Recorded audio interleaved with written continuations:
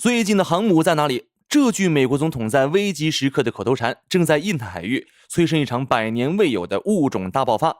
原本那些跟着海军陆战队在泥里打滚的大平顶两栖攻击舰，现在一个个都换上了耐高温的特殊甲板，升级了能支持隐身战机的高压电力系统，冒充起了正派航母。而且这可不是闹着玩的，美军给它起了个非常有电影感的名字——闪电航母。甚至还有美军高级官员对外放出狠话说，这种模式将彻底改变未来的海战游戏规则。美国闪电航母突然的大规模实战化，究竟是美海军在焦虑下以量补质的手段，还是为了推销 F-35B 演的一场战略大戏？闪电航母能替代超级航母吗？今天我们就深度复盘前海军部长约翰·莱曼的战略报告，来看看这场闪电航母大规模实战化的大戏。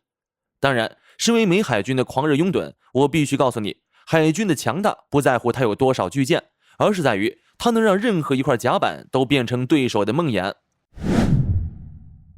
两栖攻击舰以前在美军序列里，那是给海军陆战队当搬运工的，运坦克、拉直升机、装大头兵，干的都是最苦最累的活。但是自从 F-35B 闪电2这一玩意儿横空出世，剧本就彻底改了。F-35B 是什么？那是世界上唯一量产的隐身垂直短距起降战机，它不需要什么昂贵的蒸汽弹射器，也不需要那几百米长的起飞跑道，它只需要在甲板上稍微跑两步，甚至直接在原地旱地拔葱就能飞向蓝天。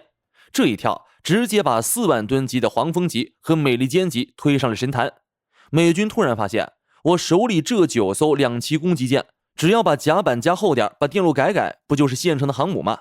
别以为这是在开玩笑，一艘美利坚级两栖攻击舰满载排水量高达 4.5 万吨，这个吨位已经超过了二战时期绝大部分的正派航母，甚至跟法国的核动力航母戴高乐号不相上下。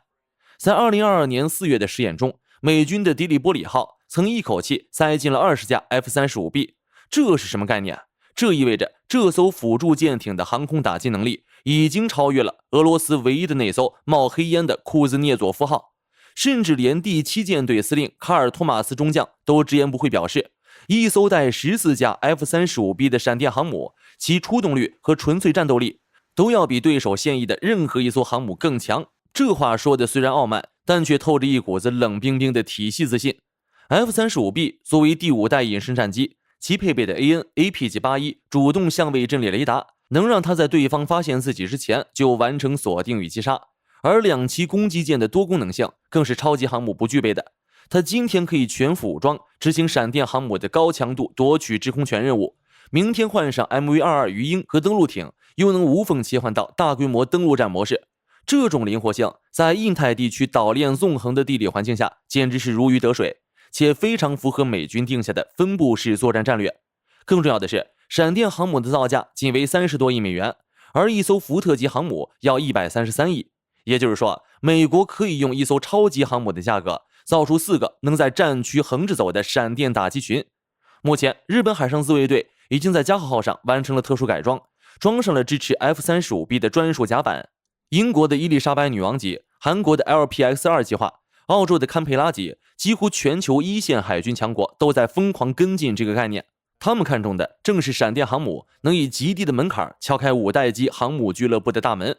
讲到这里，可能有人要问了，既然闪电航母这么香，那美军干脆把11艘大航母全卖了，造一堆小的不就完了？醒醒吧，要知道所有捷径的背后早已标好了昂贵的战术代价。闪电航母虽然看着唬人，但在专业军事博主眼里，它的软肋就跟它的优点一样突出，其强在爆发，但弱在持久和势力。首先是航速，超级航母的核动力心脏能支持它以超过30节的高速在公海狂飙，而闪电航母如美利坚级的最高航速只有22节，这8节的差距在超音速反舰导弹时代就是生存与被标靶的鸿沟。超级航母能利用高航速迅速脱离对方的饱和攻击死亡区，而闪电航母一旦被卫星或侦察机锁定，它慢吞吞的机动性很难躲过致命的精确打击。其次是 F-35B 这架战机本身带来的缺陷，为了实现垂直起降， F-35B 在机身中间塞进了一个巨大的升力风扇，这占据了大量的内部油箱空间，这导致 F-35B 成了典型的短腿柯基，其作战半径比空军版和弹射版缩水了近1/3。根据兰德公司的数据， F-35B 在300海里外的打击效率甚至不如100海里内的一半。这意味着闪电航母必须以身犯险，靠近对方近海火力网才能发挥威力。但最让美海军指挥官揪心的是，闪电航母缺乏上帝视角。在超级航母上，如尼米兹级或福特级，其背上有 E-2D 高级鹰眼预警机，那是整个舰队的防空大脑，能看清方圆几百公里的风吹草动。还有 EA-18G 咆哮者电子战飞机，能把对方的雷达屏搅成一片雪花。但在闪电航母那狭窄的甲板上，这些大块头根本无法起降。没有预警机的闪电航母就像是一个武功高强但却高度近视的刺客，它能隐身一击必杀，但却看不见侧后方飞来的致命冷箭。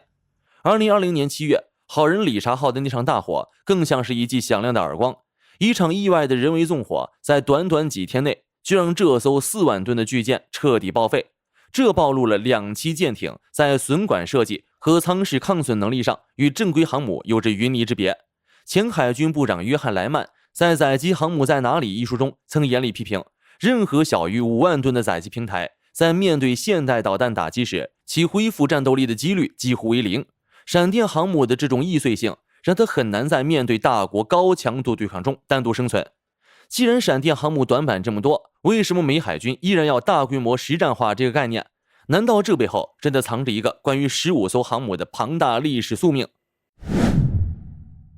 要理解闪电航母的真正定位，我们必须翻开约翰·莱曼曾提到的那段惊心动魄的海军史。美海军一直有个黄金标准，那就是为了维持全球3个热点区域的部署，你必须拥有15艘航母，1艘在海上巡逻，1艘在训练准备接替，1艘在船厂维护。这是1980年代里根政府600舰队计划的核心逻辑。但现实是残酷的，随着冷战结束和预算削减，美海军的航母数量从高峰期的21艘滑落到了今天的11艘。这就是莱曼所说的，在15艘航母的世界里玩着11艘航母的游戏。超级航母的维护周期越来越长，如乔治·华盛顿号和斯坦尼斯号，动辄进入为期4年的中期换料大修，这导致了严重的航母荒。现有的船员被超长部署折磨得疲惫不堪。闪电航母在此时大规模实战化，其核心逻辑并非替代超级航母，而是作为一种低成本的兵力倍增器。美海军曾提出过一个大胆的设想，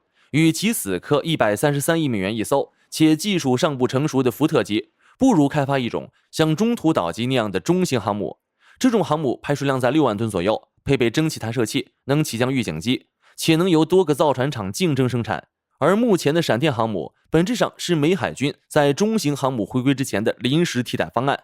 它在战时可以分散部署在印太海域的声学盲区、峡湾或者无名岛礁后，利用 F-35B 强大的数据链将探测到的情报传回体系后方。它不是要跟对手大舰对决，它是分布式作战网络里的一个个隐身传感器。如果对方发射昂贵的反舰导弹来打掉这些闪电航母，那么美海军就成功实现了用低价值目标换取对方高价值导弹的消耗战术。这是一种极其高明的战略，它利用技术存量强行在印太地区制造出无数个打不完藏不住的火力点，让对手陷入防不胜防的决策困境。而且这种航母替代论早在1949年、1970年代、1990年代都出现过，但每一次航母都以更强大的生命力重新定义了海洋。